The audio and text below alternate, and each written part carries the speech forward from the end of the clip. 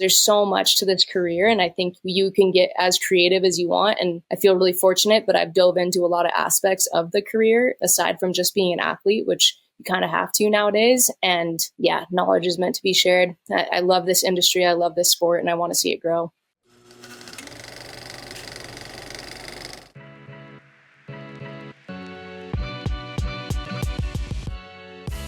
Hello and welcome to the Duffel Shuffle. I'm Adrian Ballinger, and we're here to discuss the world of climbing and skiing in all its forms through the eyes of mountain guides. And I'm Sam Kiekefer.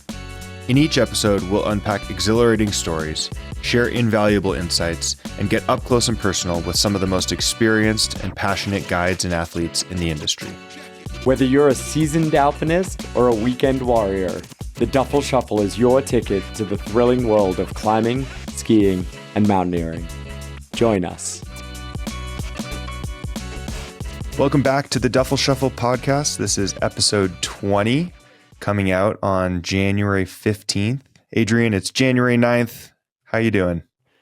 I'm doing great. I'm back in my wood paneled trailer in Las Vegas, or perhaps still in my wood paneled trailer in Las Vegas.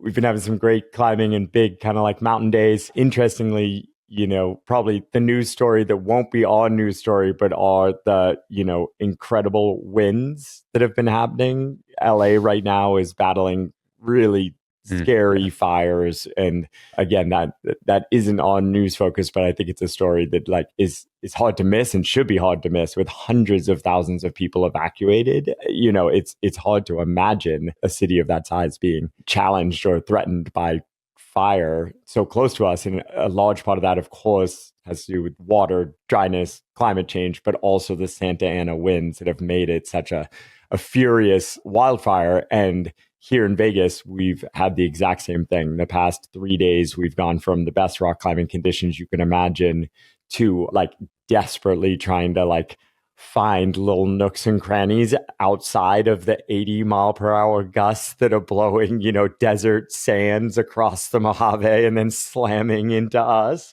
So that's what's going on here with the winds. How about you?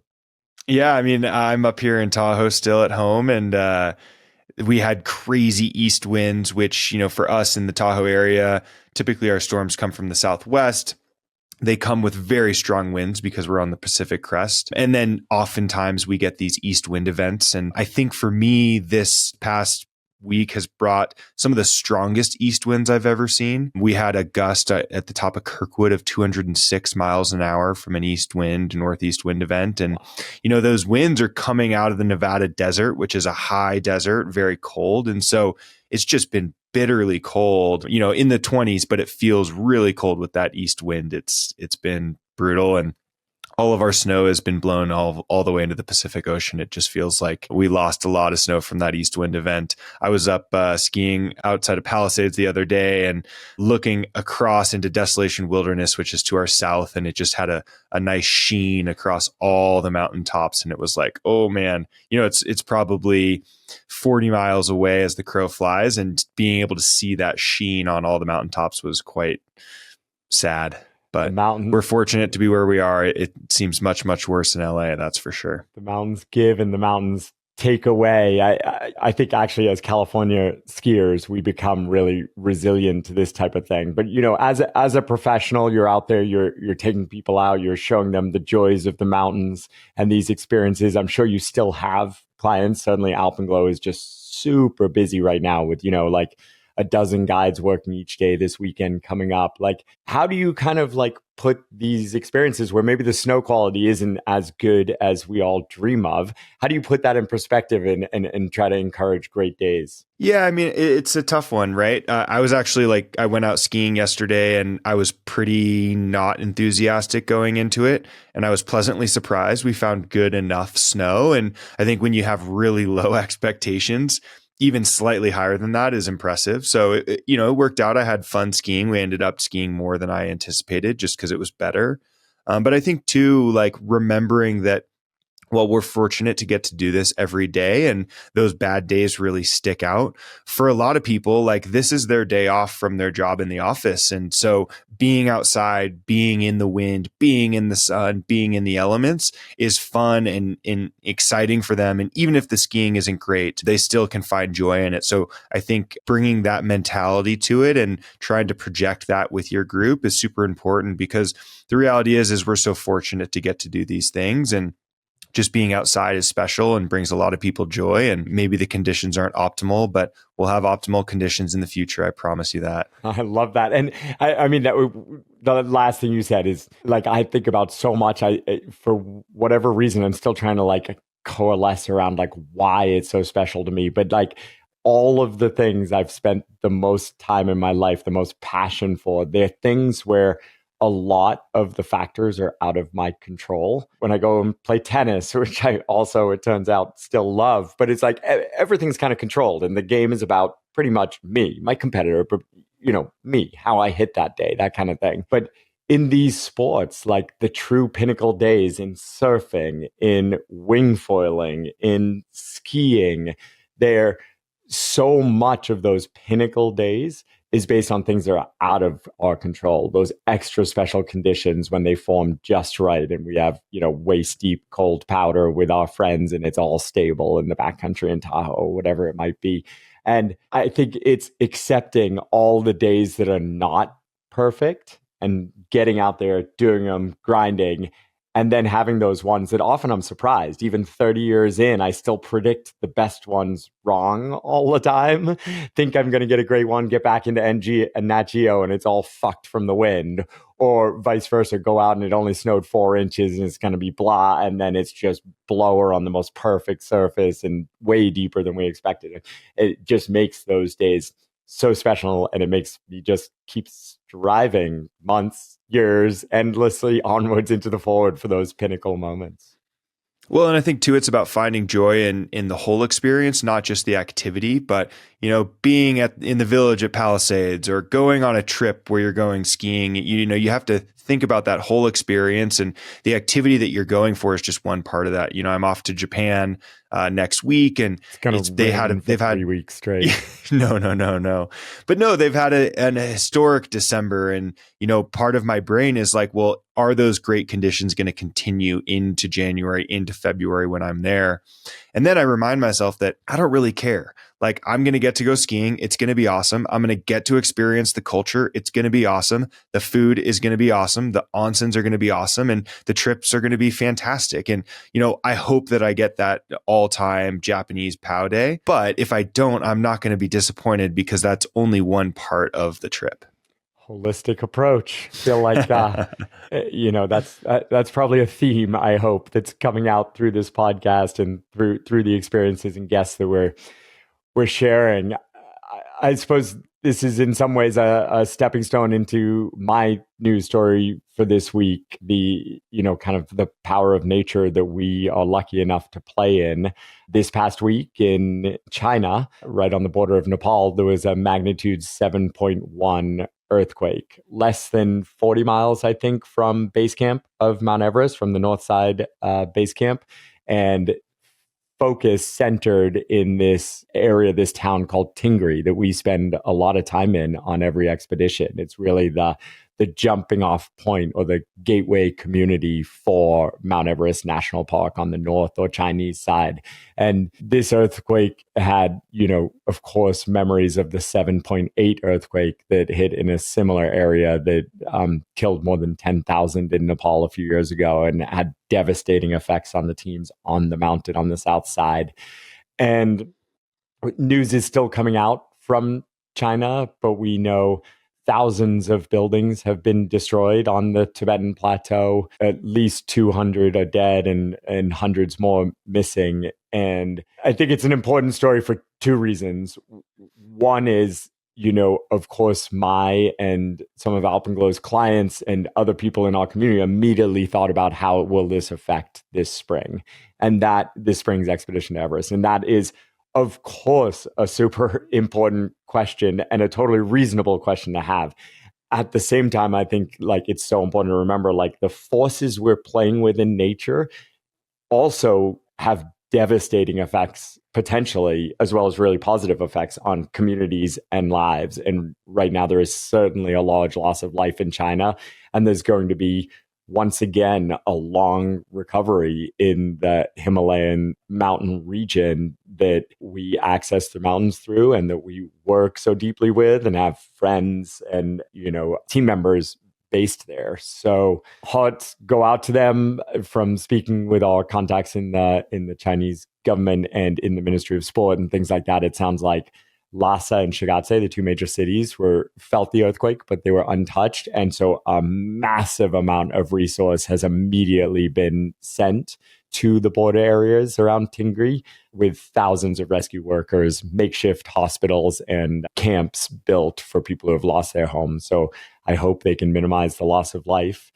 And of course, I hope it leads to a quote unquote normal spring Everest season on the north side. All signs point to that at this point, that they expect to be able to put a lot of resource there and recover things.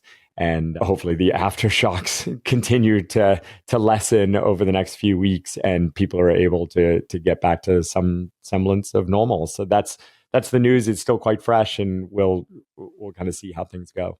Yeah, almost a blessing in disguise that Lhasa and Shigatse didn't have more impact, because obviously the resources would have then been split between those bigger cities. And so, if there's one thing that the Chinese government can do, they can provide resource and rebuild quickly. So definitely hoping that those aftershocks mellow out. I think that was one of the interesting things when I read that story. There were like hundreds of aftershocks that were quite significant, almost seemed more so than other large earthquakes in the past. Yeah, I mean, it's just such a geologically active zone, right? From me having no knowledge of geology, we know the mountains are growing every year, still actually measurably growing every year. So these plates in the Himalaya are just still hitting and clashing and moving. And so it makes sense that we see things like earthquakes. And certainly the last one, I was in base camp on the north side when it happened in 2015. And, we were stuck in base camp, I think, for about 6 days after the main shake.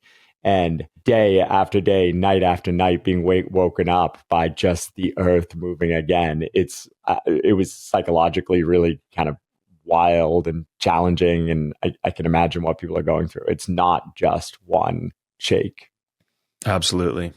Well, I also wanted to mention the Explore Act was just passed in the Congress. That was actually, I think it was December 19th that it passed Congress, but we haven't talked about it. And I think it's a significant one. The Explore Act is kind of this holding tank of all these different outdoor recreation acts that have been kind of brewing in Congress and the Senate for a while now, and there's some forward momentum. And so the Explore Act for us significantly houses the Park Act and the SOAR Act, which really have good impacts for us as climbers and as mountain guides. Just in general, the Explore Act is increasing access to outdoor recreation specific to Forest Service and national parks. And there's tons of different aspects to it, from broadband internet in established campsites to climbing anchors not being chopped and access to permits for mountain guides. So it's an exciting step forward. And I think just the whole idea of increasing access to recreation that the Explore Act is taking is such a good step forward for us as a country.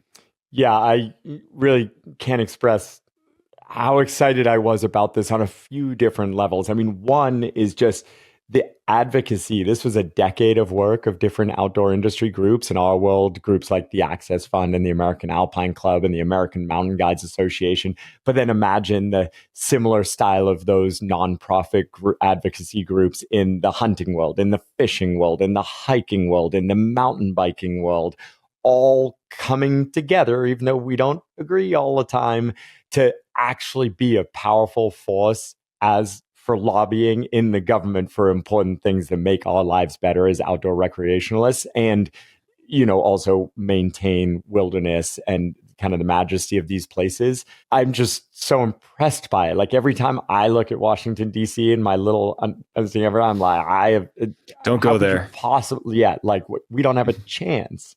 And this went from ideas on lots of different fronts to, a structured plan and lobbying, priorities behind that, and years of professional athletes and other advocates going to DC and meeting with people. And I remember, 5 years ago, 7 years ago, being like, oh yeah, that it's never going to happen. And other people who believed and understand the process put the work in year after year after year after year after year to get to this point. And it's the first time in decades that outdoor recreational legislation has been kind of revamped for this wholly new world that we have today, with so many more people using these places. I find it just really impressive, really inspiring, a demonstration that our government can get work done. I'm an optimist. I just want to be like, yeah. And then lastly, just to throw out, like, as a guide company owner and a mountain guide who, for a long, long time, as well as being a mountain guide owner who couldn't get permits in the United States, I was also an individual guide working on individual guide access in the United States. This SOAR Act, it is in no ways a silver bullet where it's like, all right, certified guides can go guide in Yosemite and Denali now. Nothing like that is happening. But it is streamlining the process and introducing less friction in the system for guides and guide company owners to be able to get more human-powered access to the backcountry. And with the increase in interest in our sports and inexperience of people out there and potential effects that has on wilderness and safety and things like that, I think it is an unparalleled good thing to reduce friction for guiding access to the outdoors. So yeah, absolutely. The SOAR Act is going to impact us in a positive way, and it's a step forward. But I just go back to the fact that, this act, the Explore Act, it brought together fishermen and hunters and mountain bikers and all these different people. And, not everyone is going to love every single thing that's going to be included in the Explore Act, but the trajectory is really positive. And, the outdoor industry is such a massive industry in the United States and around the world, and we should be progressing forward. So awesome to see. Cheers to our U.S. government. Thank you for your work and service. Awesome. Well, Sam's rolling his eyes for those not watching the video. Don't call me out like that. Coming up, we've got an awesome interview with skier Michelle Parker. Definitely one to stick around for, so stay tuned. Welcome back to the Duffel Shuffle. Normally, Sam tells us what episode number this is, so I won't say because I can't remember. 20. Congratulations, Michelle Parker. You are number 20. Yeah. Thank you so much for being with us. I'm honored, as always, Adrian. I love our long-form conversations.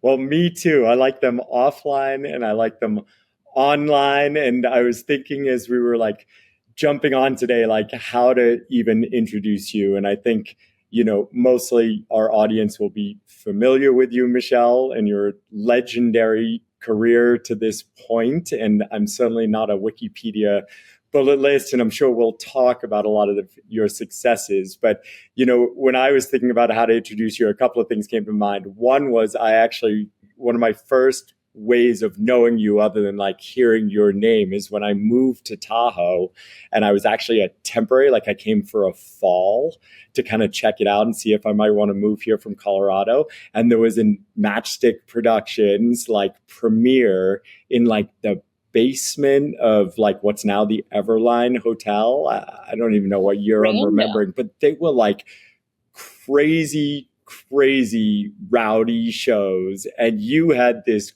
crazy rowdy segment, and you were there, and there was a mile of kids mobbing you on the side of the auditorium. I'm like, this is what Tahoe is. This is what California is. And you represented that for me at that time, as I was moving here and dreaming about being a pro skier and all these different things while being a mountain guide. And then, years later, you become one of Emily Harrington, my wife's best friends. And I think I largely attribute you, along with many other people here in the community and the place, with why she stayed and kept giving me second chances. And I was able to build this amazing life with her. So, Michelle, you went from idol that I was like, who is this person and how does this work, to like essential piece of like the foundation of my life. So that's you to me. Welcome, Michelle. That's amazing. I love that. Okay, my intro story with meeting you is slightly different than that. And it's kind of the role reversal. I was climbing jam sessions, which I think is like 510B at Snowshed at Donner. And it was like literally one of my first trad climbs that I was leading. And I was up there and I had the Elvis leg going. I was like, I'm going to fall. I'm going to fall for sure. It was like way above my pay grade, but my climbing partner and I had climbed it so many times. He just like pulled the rope and like pulled the gear and was like, you're going. And then I'm like Elvis legging out and I look down and I hear someone cheering for me. And I'm like, oh my God, that's Emily and Adrian. And I was like, I'm so fucked right now. Pardon the swear word, but I was so embarrassed. And I was like, no, you can't fall down. Make it through. And I made it. And I came down. And I think that was like my most memorable intro into Emily and Adrian's life. And I was like starstruck and also so psyched that I didn't peel off. Totally. You didn't fall. And that climb's hard. And like, I think it was maybe your hardest grade to date or a hardest lead by climb. far. Yeah. Like I was maxing out. It was like my second lead. I had led like Composure, and then Aaron Bushy was like, okay, I think you're ready for jam sessions. I'm like, if you say so, okay. I love it. So we're going to talk about your, moving into your pro climbing career. But, when Sam and I were talking, we were like, you've had this like wild path. I think we read somewhere, you're 20 plus years on a pro skier career. And the last episode we did on the Duffel Shuffle that we encourage everyone to listen to was kind of like my take on being a professional athlete, like how I make it work, how it kind of happened, how I ended up here, and how basically none of it was a plan when I was a kid. I wish I had a plan and a path, but like it certainly wasn't that. And so like the first question I wanted to ask is like, so 5-year-old Michelle Parker, who did grow up in Lake Tahoe, like, was this the plan? No, I was like totally gonna go to college in North Carolina because Mia Hamm went to college there. I was on the California State soccer team, the Nevada State soccer team. I was like, I am gonna be a professional soccer player. But little 5'2 3/4 Michelle Parker was a little like a foot shorter than everyone on the California State team. I think I was like in the similar era of Megan Rapinoe, actually. Like I read her book and I was like, oh, that checks out. That's why I wasn't quite good enough. But my soccer team started traveling internationally and they gave me the ultimatum. And they were like, you can ski or you can follow this path, but you can't show up 5 minutes late for soccer every day, because I would, do ski team and then I'd race down to Reno, where my mom was commuting to Davis, which is like 3.5 hours away, to drop me off for the California State team practice. And like, it was full on and she was dedicated. We were following the US soccer team around the US it was when they won the World Cup and they were the biggest deal to me. And so, yeah, I was very much like on that path and so fired up about it. But the little rebel in me, when the coach gives you an ultimatum and you're literally like 14, 13 years old, you're like, I guess I'm going to be a skier. And that certainly worked out. But then little rebel in me was like, I had some ski racing coaches that were like, you're not allowed to go upside down. You have to wear a helmet, which I totally abide by now. And you're not allowed to wear your helmet. Yeah. And you're not allowed to ski with boys. And I was like, you know what? I think I quit. Yeah. So that was what drove me to ski in the park, which ultimately the same year that I started skiing in the park, this guy came up to me and he handed me his business card and he was like, I thought you were a guy until I saw your braid and I'd love for you to be a part of our ski team. And that was with Line Skis, my very first sponsor. And literally within a month, he was like, I'm taking you to the US Open and you're competing in slopestyle. And that was kind of, it was not planned. It was very happenstance. Wow. Yeah. And you're still in high school at that point? 15 years old. When you had that up, 15 years old. Yeah. And were your parents, I obviously know your parents from living here and they're great friends of our family. Like, were they supportive from day one of this path? I'm honestly so shocked. And I still ask them to this day. I'm like, y'all never questioned me. Like they never. Yeah, they were like, it's a lot less driving. Yeah, totally. Yeah, you can just fly with other people. Yeah, no, they never questioned me, which I was always so blown away by. Like that was in high school. I was competing in like the first ever women's X Games and the US Open, the European Open, like full on competition program, simultaneously filming video segments because you could do both back then quite easily. And then, yeah, I graduated high school and I was like, Dad, I think I'm going to take a year off. And he was like, all right, sweet. And then 1 year became 2 years. And by the year 3, it was a full-fledged career. And I was making it, it was happening. And, that was pre 2008 era where like there was a lot more money in the industry. And gosh, it was kind of a dream to be involved in action sports at that time for sure. It was just like, it was a huge party. And that was before people started going to the gym. And then one person had to go to the gym and ruin it for everyone. Now everybody's got to train and go to bed early, and they got a nutritionist. Exactly. Yeah. Yeah. But my parents never questioned me. It was support all along. And I was always like so blown away by that, honestly, like thinking about potentially becoming a parent and you're like, yeah, at what point do you guide them and at what point do you let them do their thing? And my dad was a pro tennis player, and I think that led him to just let me chase my dreams, which I am so, so thankful for. Yeah, absolutely. Tennis, that's right. Your dad was a pro tennis player. How are your tennis skills? I've been dabbling, Michelle. Yeah, I used to compete in tennis as well. My parents moved from Florida to Tahoe in 1986, and I was born in 1987. So I joke that I'm the only true local in my family, but I always wonder what would have become of myself if I grew up in Florida, for sure. Totally. I'm guessing you were too small for tennis too. I guess I don't actually know.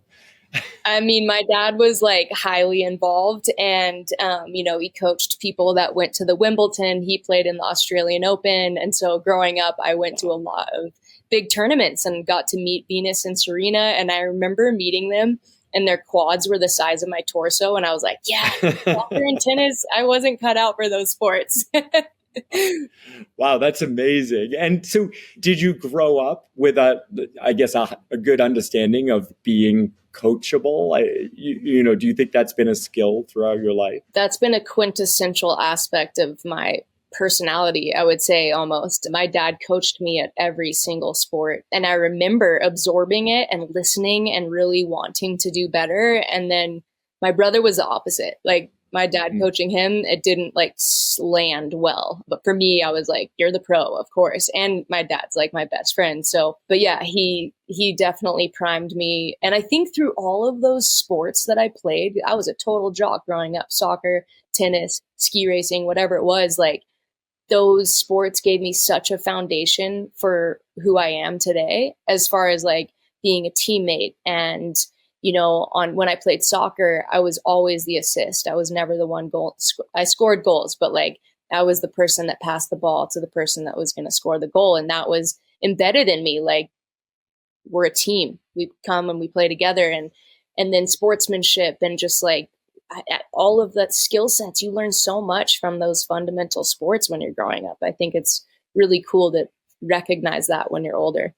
Absolutely. And do you think it's interesting because skiing and some of the sports that we do can be seen, I think, especially from the outside, as being very individual pursuits versus the traditional team sports.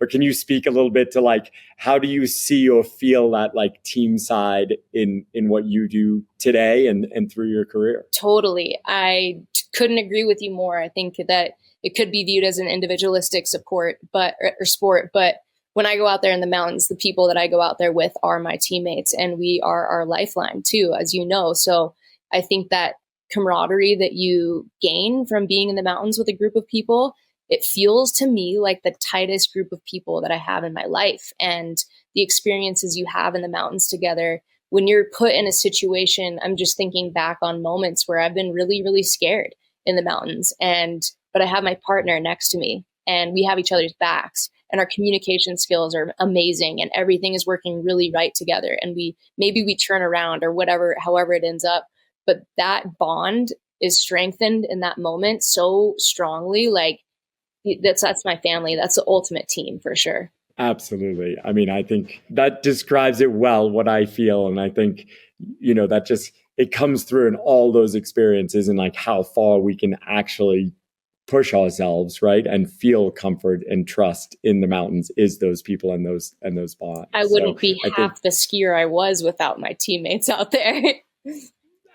absolutely. And then you add to that probably a large part of your career after those early comp days, like have to do with filming in the mountains, right? And so that also then expands that team. It makes it much bigger. Can you talk a little bit about, like you said, really right from the beginning, you started filming kind of alongside comps and things like that.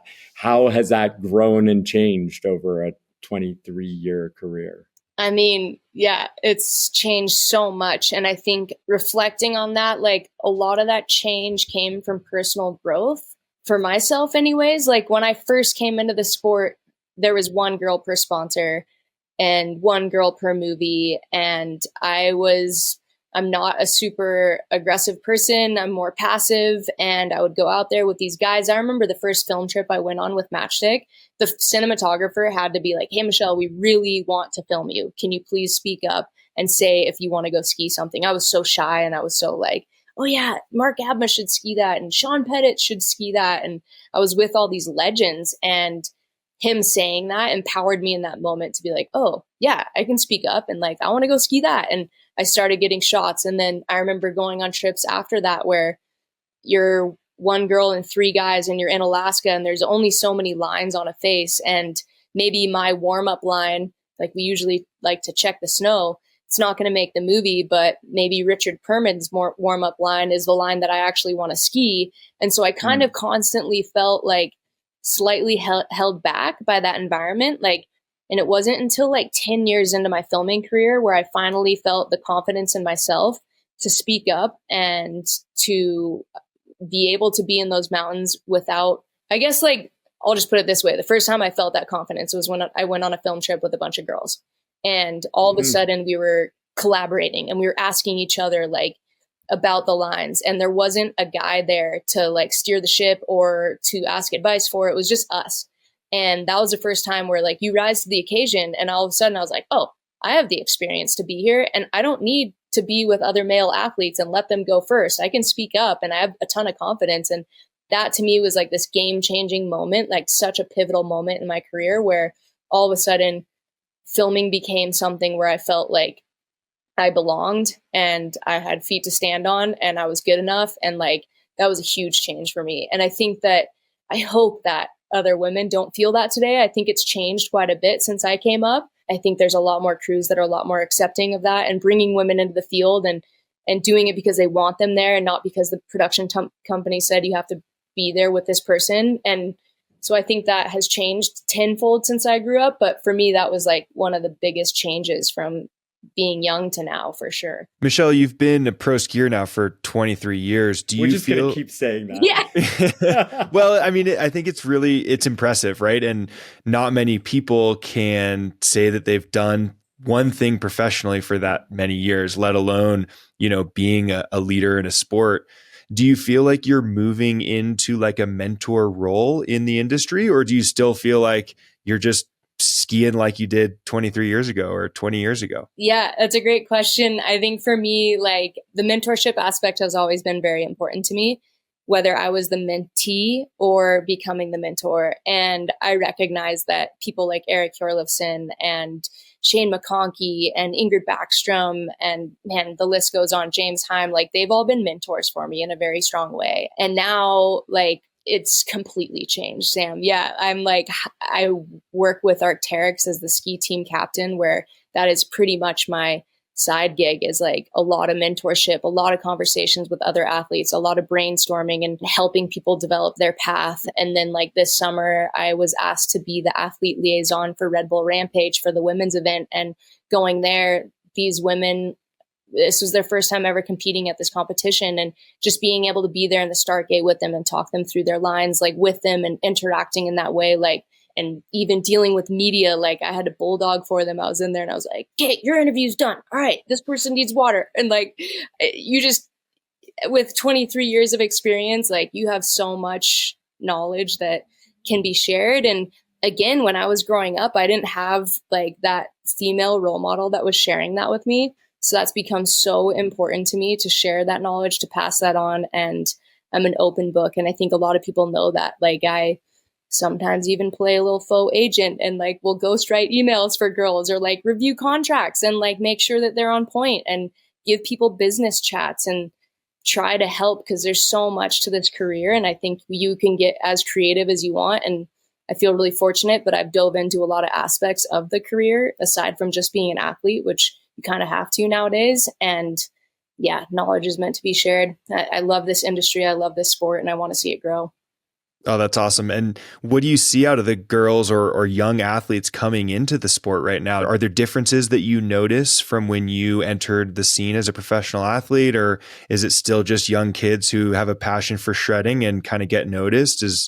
What's the same and what's different? I think that the most noticeable difference to me, which I think is so cool, and I think is an effect of our industry being a little bit older now and having gone through it, is that a lot of these younger kids that I'm talking to, the youth, they're coming into this sport and they're going to do it in their own unique way.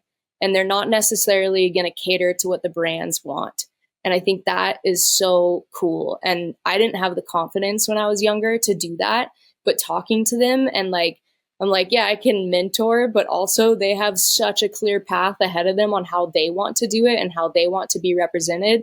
And I think that's like all for the better. And that's like the biggest difference to me, is they might tell the brands like, nah, I don't really feel that, but this is how I'm going to do it. And they stay true to themselves. And like when I came into it, I was a product of feeling so grateful and so lucky that I got sponsors, which I was.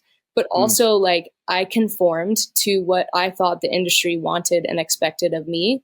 And I think I even, I'm 37 now, and I think I'm still coming out of my shell and finding my individuality from years and years of being like, act like this, ski like this, do this, wear this, all of that kind of stuff. So I love the perspective that the youth has now, is kind of, they're going to shape the sport how they see it. And that's a beautiful thing. It makes for really unique projects. It makes for different ideas and backgrounds coming into our sport. And ultimately, I think all of those differences make us so much stronger. So I respect that. That's really rad to hear. And do you also, we've been having some of these conversations in climbing, that as we're seeing the next generation starting to show up in places like Yosemite, that the level is truly like just so elevated. It's really still changing quickly, I think, in large part because in climbing, the climbing gym culture and the kids that are coming out of that, we're still only maybe in the second generation of that, if M was the first generation. And so the level of the actual talent is going up so much. Is that something you're seeing in skiing too? Like, do the kids just ski differently than you remember kids skiing as you were coming into the sport? Yes and no, too. I think that the entry of the airbag was a huge asset for people in slopestyle learning tricks. Like, I had the water park. You had to travel to Utah to go jump into the water, and that was like the safest way to learn new tricks. Or there was trampolines, which are pretty sketchy too anyways, to get air awareness. But like most of the stuff I learned onto snow. And the kids these days have like the foam pits. They've got Woodward everywhere. They have airbags everywhere. You go to camps with their sponsors, and they're just set up for success with a lot less risk to injury. So in slopestyle specifically, I had winning runs where I was like switch straight air to like a switch 180 to a 540 and like maybe some rail tricks and stuff. But now it's like, you better have a double flip, maybe two. There's girls out there that are doing all 4 double flips.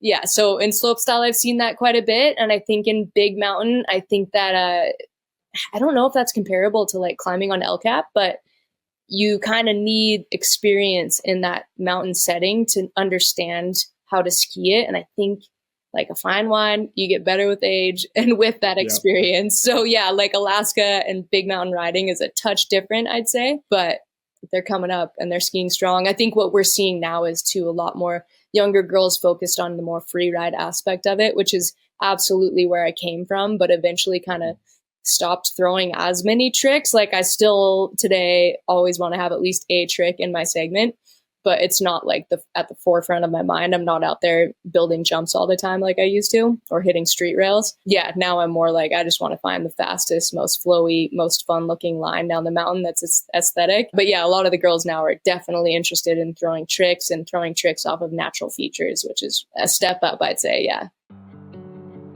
Today's podcast is brought to you by Alpenglow Expeditions, a Tahoe-based guide company with an international reputation. In its 20th year of operations, Alpenglow leads the highest quality expeditions in some of the world's greatest mountain ranges, from California's High Sierra to the rugged Himalaya. Alpenglow runs more than 40 international expeditions per year, as well as offering a full menu of guided ski and climbing courses throughout California. Join us and experience the Alpenglow difference. You mentioned that when you were coming into the sport or becoming into being a professional, you could both compete and film at the same time. And you kind of alluded to the fact that that's not as much the case. What's the story there? And is there a path that people have to really follow, or do people choose one route or the other early on? Yeah, I mean, most of the kids that I know locally are definitely like competing in like what I would compare to the youth version of the Freeride World Tour, like big mountain comps. And then there's like your slope style route or your half pipe route. I don't even know where you can ski in a half pipe anymore. Like the mountains used to all have half pipes, but that's become a bit more of a rarity. So yeah, like you're specialists in what you do. You look at Eileen Gu, and she is a park skier. She's like the queen of the half pipe and slope style. And then, you know, a lot of incredible European talent that are like slope style riders, like that's what they focus on. And they might film a little bit, but it's not, I think in order to be the best, you kind of have to dedicate yourself to one specific genre, if not two, like Eileen does. She's incredible. But yeah, and then in the freeride space and what I do, like the Freeride World Tour is still a pretty big thing. I think it's bigger in Europe than it is in North America. But yeah, you're pretty dedicated to your path and following that forward.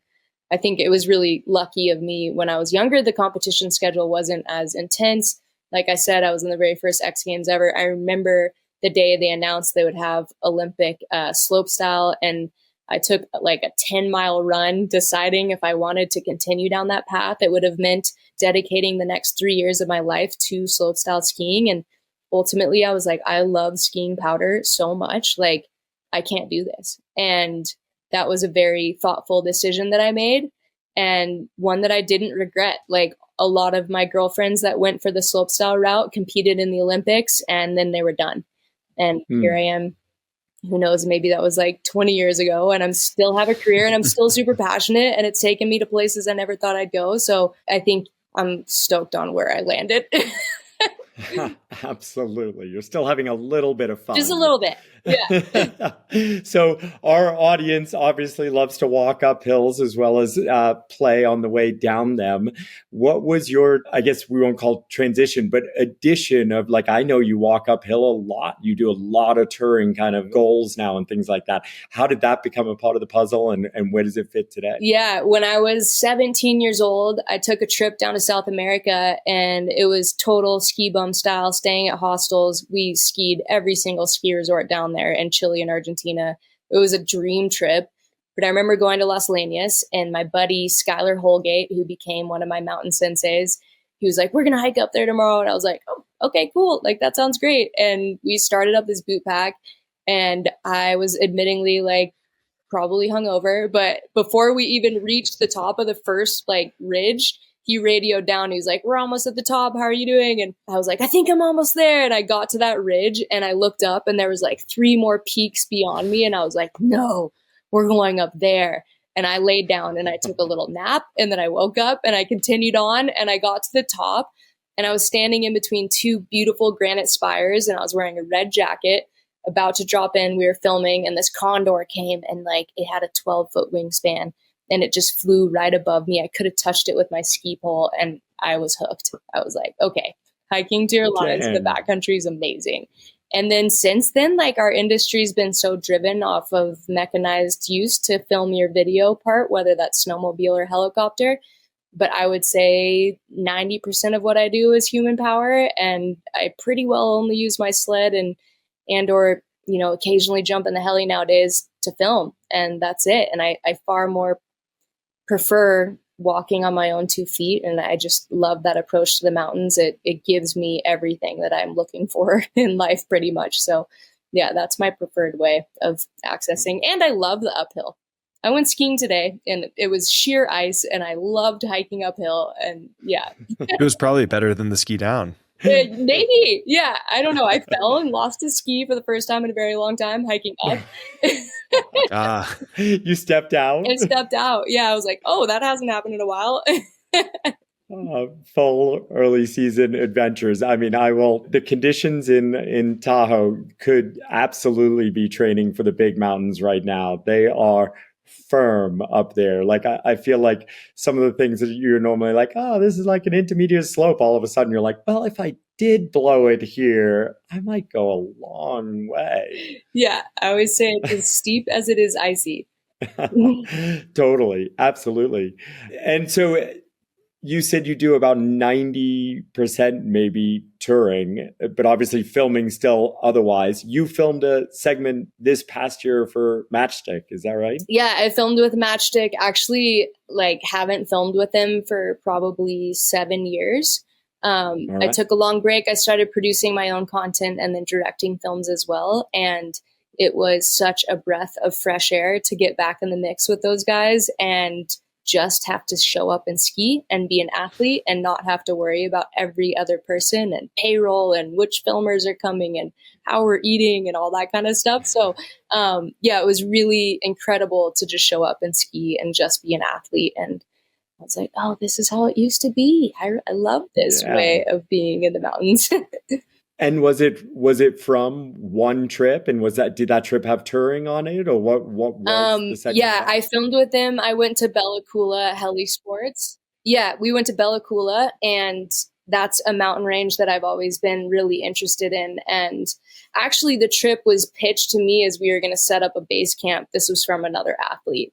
And hike a bunch of lines and stuff. And then when I got there, I was like, we are not set. This is a film trip. We've got a helicopter. Like, we're doing the thing just like we used to. Do the thing. Which was fine. I think it takes a certain type of person to want to be the cinematographer in those scenarios when you're going human powered. And quite frankly, they're hard to come by that are good cinematographers and can hold their own in the mountains. So yeah, I went to Bella Coola and I was out there with Eric Hjorlifson, Sam Cooch, and Sam Cohen. And Hoji, as I mentioned, was one of my senseis and like a brother of mine. And honestly, you guys, it was like one of the best trips of my entire career.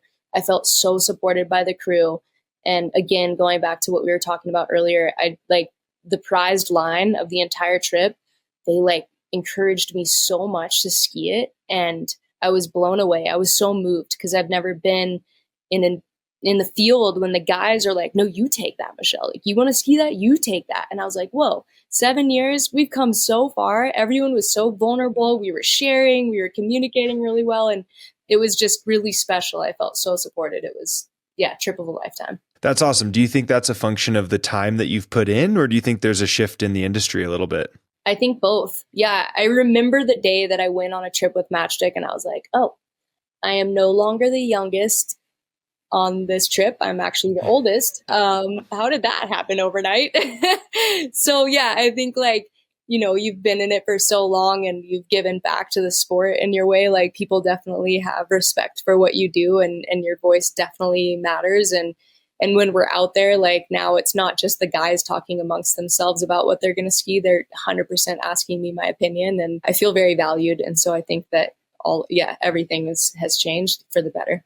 Wow, that's so rad. I can't wait to see the segment. I haven't seen MSP's film yet this year. I missed all the premieres while playing in the desert. So I'm excited to check it out. Do you have a plan for filming this year? Are you going to go back to doing all the logistics yourself and producing, or are you going to do another?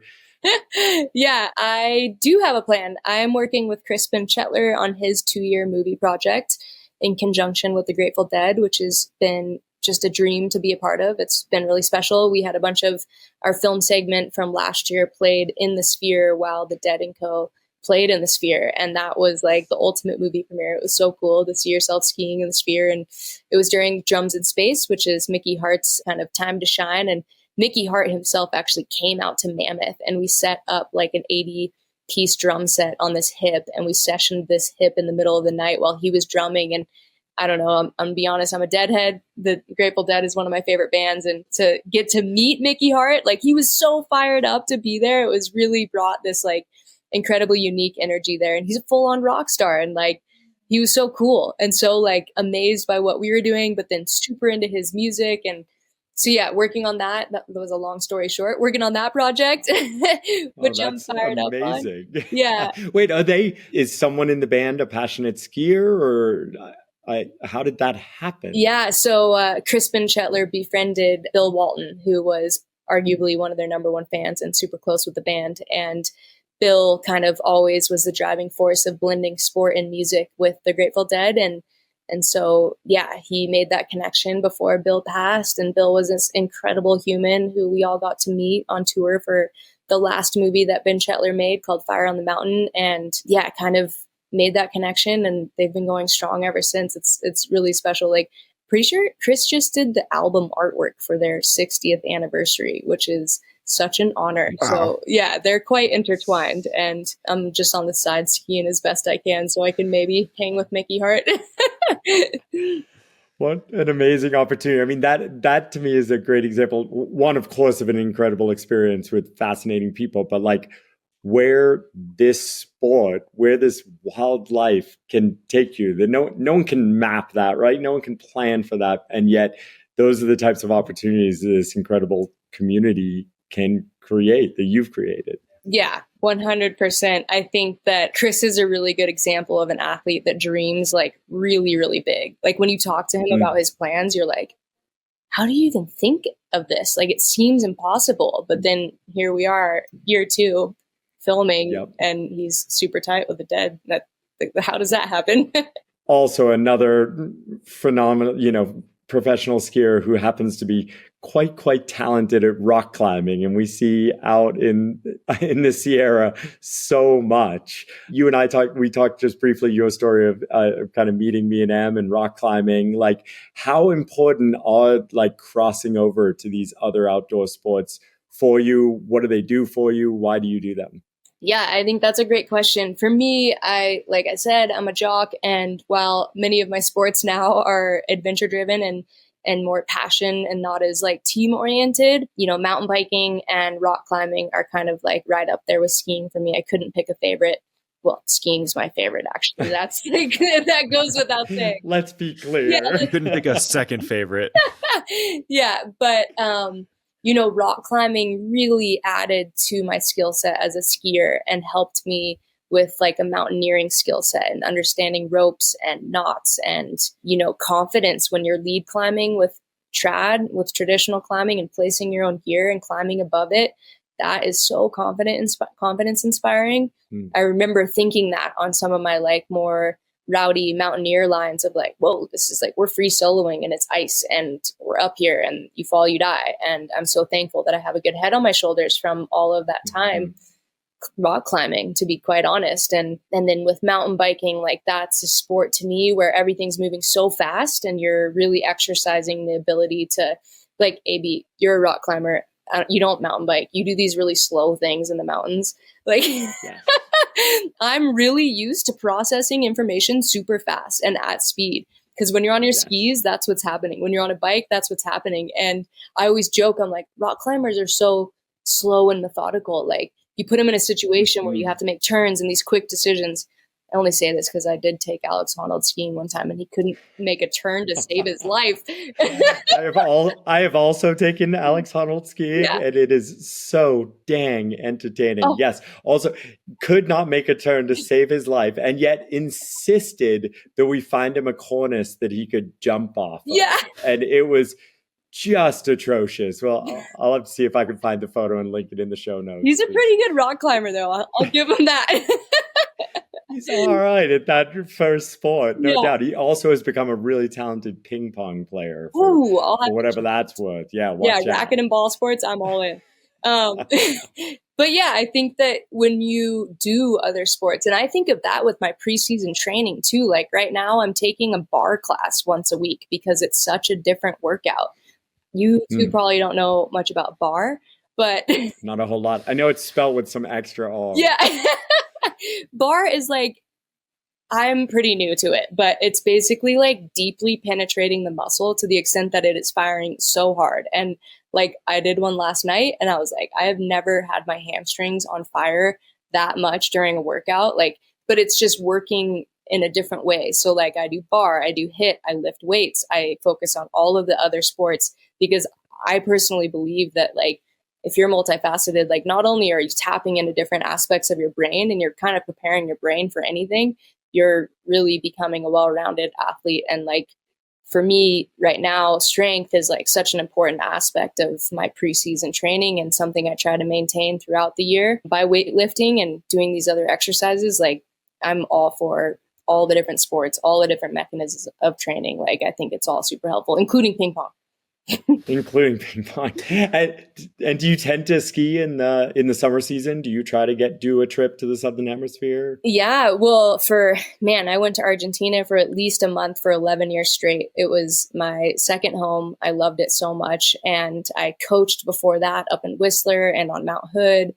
And then I've traveled with you, Adrian, down to Ecuador and done these really fun, amazing trips to Svalbard and all over the place, kind of in the off season. But I really appreciate the off season as well. And I love that break. And I think it fuels my fire to come back on snow that much more. And so I try to balance it. Like I will never say no to a trip to the Southern Hemisphere in the summertime, but I do love rock climbing and I do love biking so much. It's cool. It seems like biking has become more than just a hobby that helps with your fitness and your mobility. But you've also pursued things with Red Bull Rampage and you've been involved on the professional side of that business. And I believe you have a deal with Specialized Bikes. And how is that has that just happened naturally or did you really pursue that as kind of part of your career?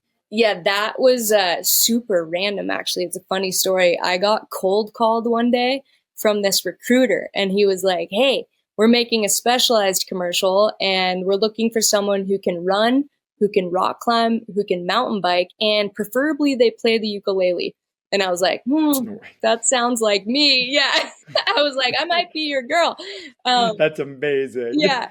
So they invited me to do this commercial with them and I said yes. And one of the asks that they had was that I wrote a song on my ukulele and it was going to be the commercial song. And so I was like a year into learning the ukulele and I went to my music instructor and I was like, I got to write a song for this commercial. And so we wrote this song and I must have recorded it and played it 150 times and they didn't end up using it in the commercial. But that was kind of my start with that company and just kept in touch with them and eventually got some bikes from them. And that must have been like 10 years ago now. And I think I've been really dedicated to women's sports in general. All adventure sports to me were all coming up together and I get inspiration from women all across the board. So I was invited years ago. Actually, I wasn't really invited. I approached Red Bull with the founder of Formation, which was an event that we had. And I think we had 3 years of Red Bull Formation before women got invited to Rampage. And it was the stepping stone to get them into that terrain and comfortable in that environment, eventually with the idea that they would compete. But we approached Red Bull must have been 6 years ago and asked for permission to be included in Rampage. And kind of the response that we got was to take things into our own hands. So we put on this event called Formation. Katie Holden was the founder and the backbone of that movement. And yeah, I just fell in love with all of the women that were pushing that side of the sport. And so much so that I've dedicated quite a bit of free time to showing up and being there for them and supporting them in the best ways that I know how. And so for a lot of that, I was digging for them. And then I was also shooting as much photos as I could. I brought a whole film crew one time and made a beautiful video showcasing their talent. And then going to Rampage was the icing on the cake. It was so special to see it through and get that sport onto the main stage. And that's kind of been my MO with mountain biking, but with all other sports is if there's ever an opportunity to support women and especially in that sport, like mountain biking was like 10 years behind skiing with equality and how they treated women. And to see where it is now is it's the fastest growing sport that I've ever seen, like free ride mountain biking in the women's division specifically. And it's so cool. Like if you give women the opportunity, they will show up and they will blow your minds. And they did that. And that's, yeah, I don't know. It's so special. That's so rad. Can you describe, just for listeners who maybe are a little more outside the mountain biking world, what is Red Bull Rampage? First of all, go on YouTube and check it out. Your mind will be blown. But Red Bull Rampage is essentially like the equivalent of us going to Alaska in my sport, which is the big mountain free ride terrain. And it's out in the desert near St. George. And essentially the riders have roughly, I think, like 5 days to dig their lines. And so you are allowed 2 to 3 diggers depending on the year. And you dig your own line in the mountain that you're going to ride down. And then you have ride days and you practice. And this is like super consequential terrain. And these athletes are kind of the most extreme out of extreme sports that I can think of, aside from base jumping. They're really putting it out there. And so it's free ride mountain biking and it's incredible. You should just go to YouTube and check it out.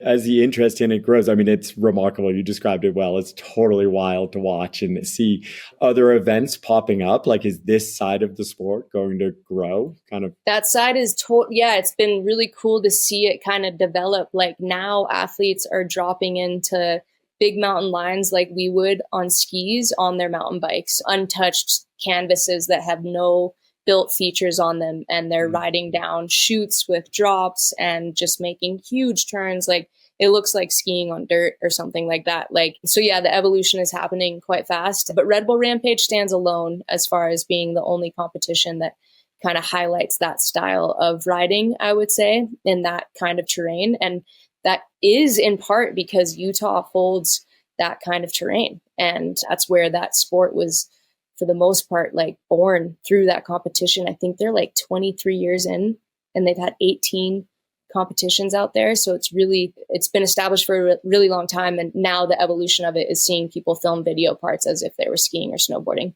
So wild. Yes. Pretty cool.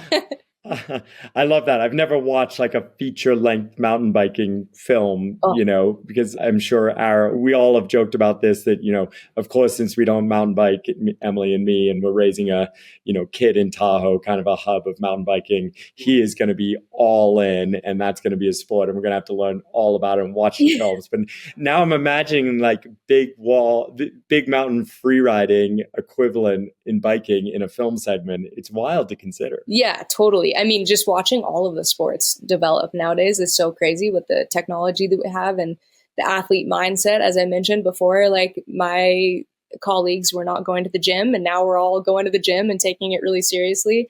But Sam, to round out, your question was regarding myself and I spoke about the other girls in freeride. My goal with biking has always I just want to be a part of, it's such a cool community event. And so for years now, I've basically entered into one race every year in every genre of biking, whether it's gravel or road racing or enduro. I've done those 3 genres. And my goal when I'm there is just to finish and to have the most fun. But it's been kind of a space where I feel incredibly vulnerable because it's very new. Like dropping into an enduro race, it's like not quite downhill, but it's pretty gnarly. And the one I did was blind, so you didn't get to look at the trail before. And usually our day consisted of like 5,000 vert uphill before you did your, like some of the segments were like 30 minutes down. So you're full going all out racing for 30 minutes and you are gassed and it's so steep and it's so scary. And I would go through every range of emotions, like being super scared, ski season's coming up and I'm in this damn race. Like, what am I doing? To being like, I am going to win this segment. There's no doubt about it. Meanwhile, I was like racing against actual Red Bull athletes. Like there's no chance I'm going to win, but the competitor in me, I was there. But yeah. So what's your competition for 2025? Do you have one? I entered into the Downeyville downhill last year and had to pull out because I had a wedding. But a little redo. That's kind of the local classic that I'd love to do for sure. And that's the Downeyville Classic. Yeah, that one, you got to be fit for that one. But you have to do both days. Yeah.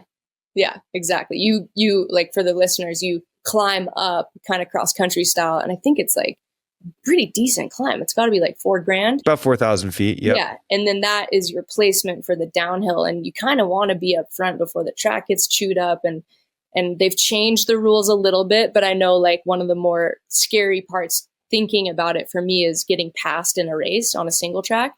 And like the people behind you, they're in it to win it. And if they're passing you, they're going super fast. And they're like, okay, move over. And you're like, it's like, I'm fully pinned. And here's this person flying by me. I got passed in the enduro and I did not like it. Yeah. That's so fun. I'm glad how you were describing Downieville for the listeners. I'm like, I've never been to Downieville. I need this education. Yeah, totally. But there it is. Yeah. I mean, it's always like, it started out for me as like, I had a knee injury and I was really close with this amazing athlete named Rebecca Rush. And she's a legendary endurance mountain biker. And she got sponsored in her mid 40s. Before that, she was just like an endurance freak. She used to do the adventure racing back in the day, which was like, you go on a trip to Morocco and you have no idea what the race would be, but it's maybe a 5-day long race and you're rappelling, you're riding camels, you're on boats, you're like doing a multitude of sports to get from point A to point B. And a lot of it had to do with navigation, but they would sleep for like 30-minute breaks, like maybe once a day for 5 days straight. And so that was her thing. And then she got into mountain biking and realized that like she was really good at endurance. So she's done the Iditarod on her bike. Like she's done these really incredible long feats on her bicycle. And she had a gravel race in Idaho. And she was like, I think you should come out and compete in this gravel race. And I was like, sounds great. So like my first 100-miler was at her race and I showed up. There was like 1,000 people competing and not a single person has a backpack on except for me. It's stuffed full of food and water. And she's like, what's up with the backpack, Michelle? There's aid stations. And I was like, oh, my beacon, shovel, and probe? I don't know. I'm just used to this. This is what I carry. Yeah. And you finished? Yeah, I finished. I was so psyched.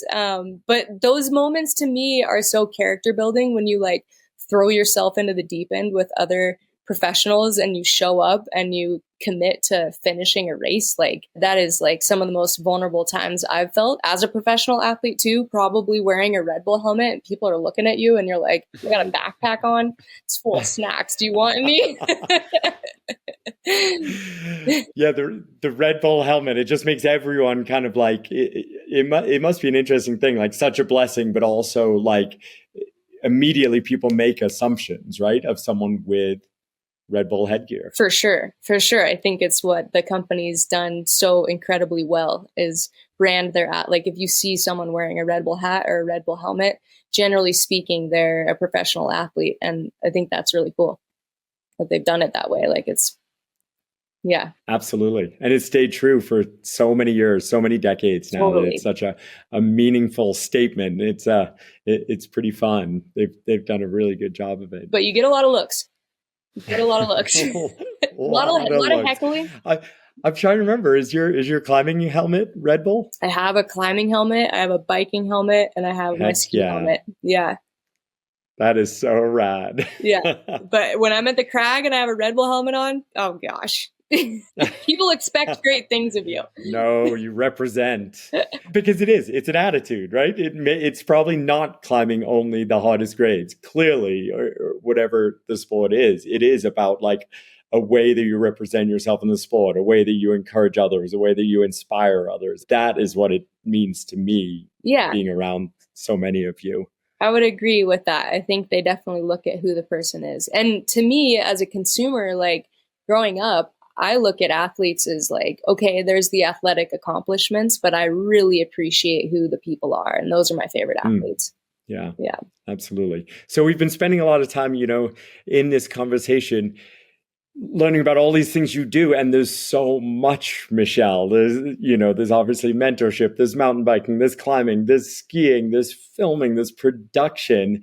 And at the same time, I know I'm sure for your whole life, but especially the past year, you've put a lot of focus into family and the importance of that and how you can support your family.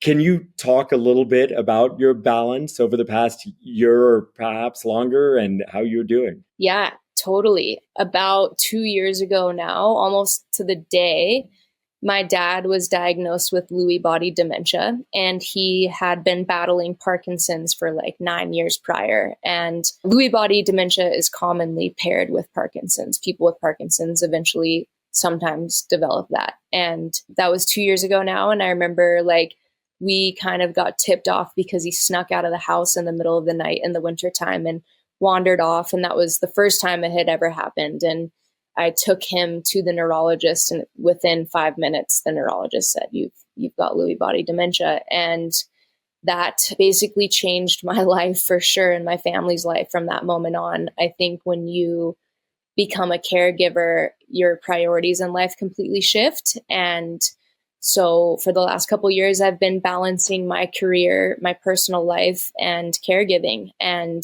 for us, like, we want to keep my dad in our care for as long as possible before putting him into a caring facility. And that's been really important to us. And we've been able to do that by way of switching off. Like my brother, my mom and I kind of switch days throughout the week of taking care of him. And he needs 24-hour care now. And the care is very in depth. I think that a lot of people at this point in time would probably have additional help, but I feel like I'm really proud of us as a family for the way we've stepped up and the care that we're giving. Like, I think it's really important. My dad's a family person, and he also, as I mentioned earlier, he's my best friend. So I couldn't see it any other way. And it's been the most trying time in my life for sure. Like, I used to be able to go on trips and follow my passion and my career whenever the call or the opportunity came up. And now I have to be really thoughtful about what I do. And, you know, it's not how I anticipated these years of my life going, but that's how life works. And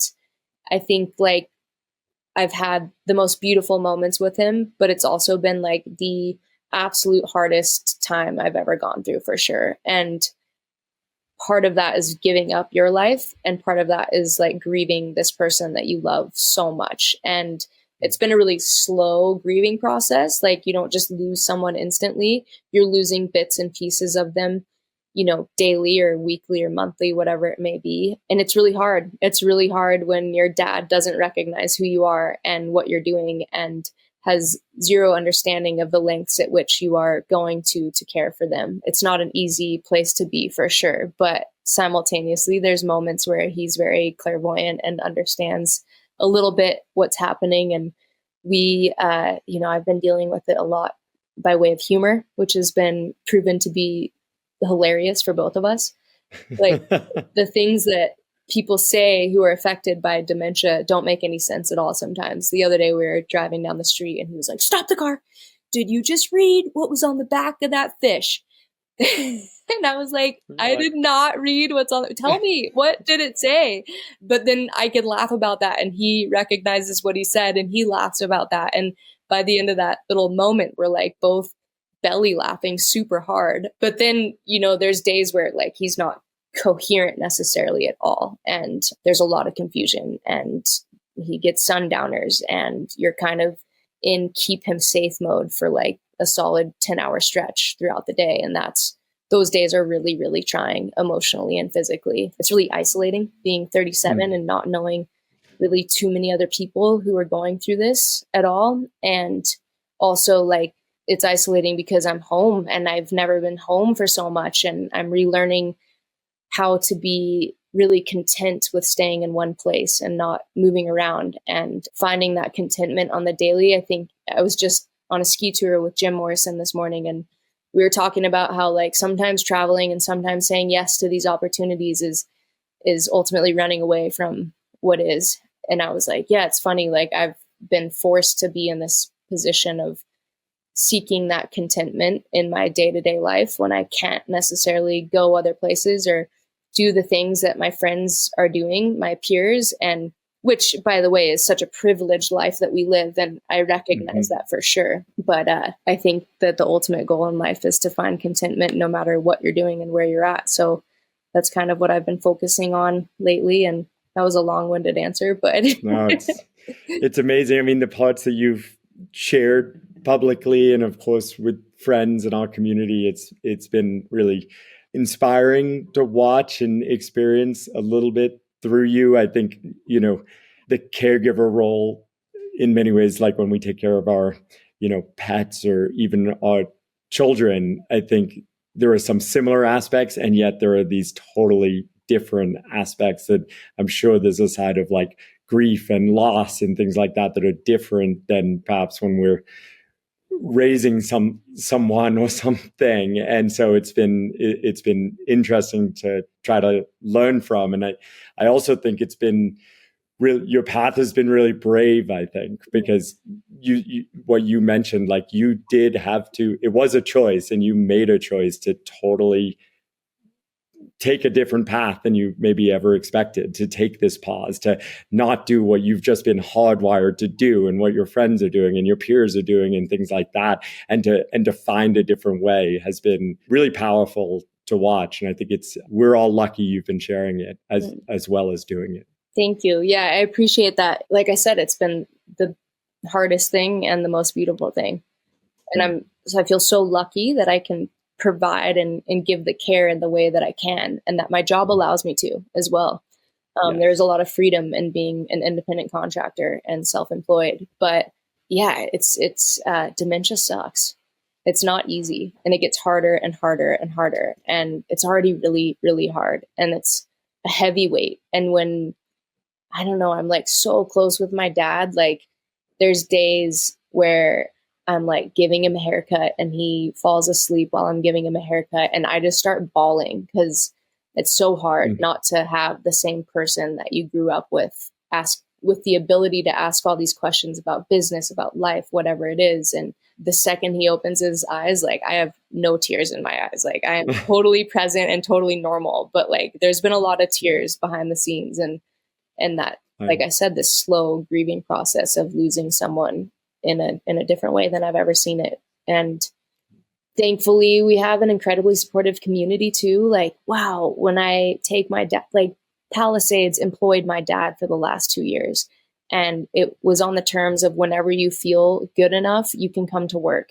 And my mom would take him to work, and he would wear his yellow uniform. And he was the person that you would walk up to the tram building, and he's usually posted there, and you can ask him, like guest liaison, I guess it would be, like ask him the questions. And I was always like, I wonder what he tells them. Like, I don't know what comes out of his mouth. Amazing. But like, you know what? It's employed him. Like, how cool is that? His boss was incredible, and it gave him purpose to wake up, and he's got a job to do. Wow. Yeah. So our community, it's truly been amazing to see how they interact with him, and how he gets to live his life. Michelle, I do know what he tells them. I've seen your dad around town for many years now, and he tells them he's Michelle Parker's dad. You know, I think he always has struck me as someone who is so proud to be your dad. And he doesn't say Michelle Parker's my daughter. He says, I am Michelle Parker's dad. And I think it's awesome. Oh, yeah. Thank you, Sam. He is such a proud dad. That's for sure. And so within this, you mentioned you went skiing this morning and it was terrible, but everyone on this call has kind of built our lives around sport, either helping other people to get to that sport through mountain guiding or through being professional athletes. Like, would you say, has skiing become more important through this, less important through this? Yeah, I talked to my therapist about this, but like I've gone through these interesting phases of, like, in the beginning when we first got the diagnosis, and all of a sudden I was caregiving. And when I say caregiving, like I am giving my dad showers. I am like helping him go to the restroom. I'm doing, like, we're in deep at this point, right? Yeah. And when I got to go out into the mountains, like a lot of people say that that's your escape. And for me, it was like the ultimate grounding, like the place where I felt like myself, and it was so fulfilling and gave me the energy to then go back and give care in the way that I want to be able to for my dad. And so the mountains just are so special. But I was asking my therapist, I was like, I feel like I have superpowers. Like the sky's bluer, the snow is deeper, my conversations are incredible, my friendships are just beautiful. Like I'm so thankful for the life that I get to live. And I was like, will that stay with me forever? Like, you know, when you lose a friend, you're like, I'm going to take these pieces, and you find this like for me anyways, like I find inspiration in that person, and I like to think that I'll carry them with me in the way that I live my life. And I had that for like a good year of like giving care to my dad. And I'd say that has dwindled a little bit as things have gotten progressively harder, and kind of moved into this, like, now I am so thankful when I get to be in the mountains, and it's a lot, like I still get to be there so much, but it's a lot less than I used to be in the mountains. And it's on a smaller scale than I used to be able to be. And that's when you're a professional athlete and that's what drives you, that can be a hard pill to swallow for sure. And a total adjustment in your, what do you call it? Your compass, your northern, like your north, what is it? Your North Star. Yeah, your North Star shifts. Yeah. And I've been like finding my own way to fine tune that and prioritize things. In some ways, it's a blessing. Like I used to say yes to everything and I had no boundaries. And now it's forced me to establish those boundaries and to be a lot more thoughtful about what I do say yes to. And I think that's been a part of it that I'm so thankful for. And it even, like, for me, it sounds selfish to like say, well, I'm giving up like parts of my life to do this, but that's also the reality. And I know my dad would for sure not want to affect that aspect of my life. And that's what helps me push forward with my career too, is like how proud he is and knowing that he wants me to be out there pursuing my dreams and my goals. And I mean, to be honest though, like I wouldn't live it any other way. Like he's my best friend and I love cooking meals for him. And now we don't do much in the way of activities. We might go for walks and hang out, and I don't know, but I like, my goal is to get him to say that my house is his favorite restaurant. So I keep just going like way over the top with the meals I cook for him. He usually like sleeps in between meals and I'm like, oh, he's going to wake up and we have just this incredible spread. And he's been really close. He's always like, this restaurant is really good. But it's not his favorite yet. Not his favorite yet. Yeah, we're working on it. Oh, that's great. I like that image. And you mentioned sort of dreams and goals with everything that you're balancing now. Do you have any set goals or plans this winter you're looking towards? Yeah, well, man, I had this incredible friend who was so incredible that he wanted me to still be able to set dreams and goals given my life situation. Because that's been something that's been honestly quite hard for me. Like, how do I dream up this big plan to go to Denali and climb this route with my skis on my back if I can't even fathom being away for a month?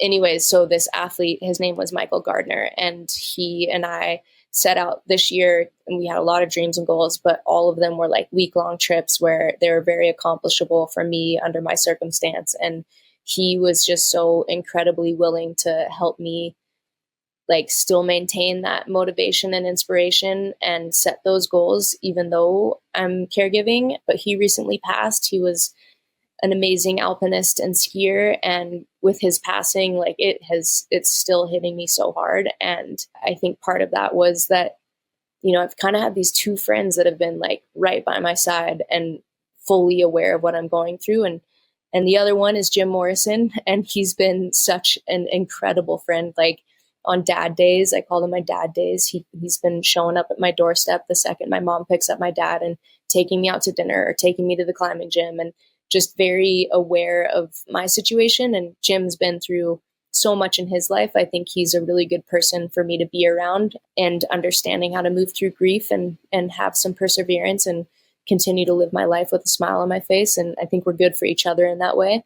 But yeah, man, when Gardner passed, I was like, I don't know how to set these goals. Like I almost, he was like this partner that gave so much more to me than just a ski partner. He was just like, no, let's do this on your terms. And like, we can do this around like your dad and we can do this. So my goals and dreams, you know, to be honest, I'll just say it out loud. I pitched a movie with, about my dad and I recently did not get the funding from the first place that I pitched it. So I'm going to shop it around. And I think it's a beautiful story that can help a lot of people as well. I've read that people with dementia are referred to as the forgotten ones. And that like completely breaks my heart. Like my dad is so not forgotten. I celebrate him every single day. And I don't want him to be forgotten. And I think we need to normalize these things too. And even interacting with people who suffer from these diseases, like it's so beautiful when someone interacts with him and they have the patience to just be there and listen and put the effort in. And it might feel boring or monotonous to be on the receiving end of him talking, but it means so much to him to be heard. And that's like a skill set that I don't think our society necessarily has. So I'd love to make that film. And that's kind of one of my goals right now. I am excited to see you make that happen. The force you are, Michelle. Like, I believe, and I mean, thank you so much for sharing all of that. I didn't know, I never got to meet Michael, but so many people in our community were so touched by him. It just is such a loss to so many. And I wish I had gotten to play with him in the mountains. Yeah. And then, of course, Jim, we all know he did join us on the podcast earlier if people are interested about hearing more from Jim. But, his grit and determination for life and his friends that you just spoke to, like it's such an important role model for me. And I think for so many of us. So, yeah, we're lucky to have these people. Yeah, we are. Gosh, good people and good friends are everything. Like, I think that's one thing that I've recognized through going through this is those people that are just like at your side and totally unapologetically love you unconditionally. Like that is just the best feeling ever to like have that friend. And I appreciate that so deeply. And like, I don't know, Mike and I would talk like every week. We would talk on the phone about nothing. We would just have these beautiful conversations. And sometimes they would get really philosophical. He was always calling to check in on how my dad was. And that was so special to me. Like, that guy was truly, truly special. And then Jim, geez, he's just done so much for me in my life. Like he's my maid of honor in my wedding. Which is awesome. I asked him on top of the mountain last year and he started crying a little bit. I cannot wait to see that. Yeah. All I keep hearing about is the bachelorette party that Jim's gonna go on. Yeah. I can't wait to see that as well. Totally. I know I'm not invited, but it's gonna be a good one. Yeah, your wife's invited though. Oh, I know. I know. Yeah. Well, it really ties back into the teamwork conversation that we had at the start of this podcast, right? Like that's your team and team's important. And, what we all need. Totally. I think at the end of the day, we all need connection. We need human connection and we need to, I think it's really hard in this day and age to cultivate an environment where we can feel vulnerable, like really, truly, deeply vulnerable and have hard conversations and be there like wholly and fully for your friends. Like that is such a unique thing these days. And I don't know how we cultivate more of that. I think being open and honest with each other is that, and making the effort to connect, like that's so important. And when you know your friend's going through a hard time, ring them, give them a phone call, check in, like love on your friends so hard and love them unconditionally. Like it's a beautiful thing. We need more of that. Well, I hate to wrap this up, but that's a really nice note to end on, right? Like, I think you're spot on. And so I'm going to wrap it up with that. But Michelle, we do ask our guests for 2 questions at the end of every episode. So I want to hear your best duffel shuffle story. Think planes, trains, automobiles, and many, many duffel bags. Ski bags are long and a pain in the ass. So you got to have a couple good ones. I was in Europe one time when I was like 18 years old and I was like mid-loading bags onto the train and my ski bag was on the train, but my duffel wasn't, and the train took off, and like hunting down the train and like my bag was such a mission, and little 18 No way. There were no air tags back then either. You didn't have an air tag in your bag. No. So I'd say that one for sure. Or just the classic, like I went ski touring the other day and it's still early season. I'll give myself a break. But first I left my boot liners at home. Then I drove back. I got my boot liners. I made it to Jim's house, picked him up. We start going. I'm like, I left my sunglasses at your house, and not turning back. Like, but it's a huge storm day. And then we get on the trail and we're like hiking up. We're, I don't know, a good 500 to 800 feet into our tour. And I'm like, I left my helmet and goggles. And it is like so Nuking. stormy out. And he's like, Michelle, we can't go to the top of this mountain without your helmet and goggles. Like, we have to go back. So I'm always duffel shuffling. See, you could have a duffel shuffle right here in Tahoe. Totally. The nightmares are everywhere. Yeah. All right. Now, our second question, Michelle, is, on that next trip, wherever it might be, whenever it is, what is that very first thing that's going to go in those duffel bags? The thing you just will not travel without? Ooh. That's a good one. See, proof that no one reads our prep documents. No, I read it. This is the first time Michelle's ever heard this question. I totally read it. I was prepared for the duffel shuffle one. And then I was like, what's the one thing? I'm going to go with my journal. I love like a little bit of reflection, and sometimes I write like with so much gratitude, and other times I call it rage writing, and you just write down all the shit things in your life and get that out on the paper, move those emotions through you. And the journal is an incredible tool. So yeah, my journal. Awesome. Well, Michelle, thank you so much for taking the time. Pleasure talking to you, and really appreciate your time. And we look forward to following along as you continue your career. Yeah, thank you both so much. It's been a true pleasure. I love you both. Unconditionally. Tell your friends that. I love you unconditionally. Tell it. And you're owning it. You're living it. Yeah. We'll have in the show notes where everyone can find Michelle, follow her, learn more. I can't wait to see your film with your dad be funded. And thank you for taking your time with us. Yeah, thank you both. Have an amazing evening. Thanks for listening to the Duffel Shuffle podcast. You can follow along on Instagram, where we post our favorite clips from each episode, as well as more about the world of climbing, skiing, and mountaineering. If you haven't already, please subscribe, rate us, and leave us a review on your favorite podcast platform. Catch you next time, and until then, we hope you enjoy some time outside.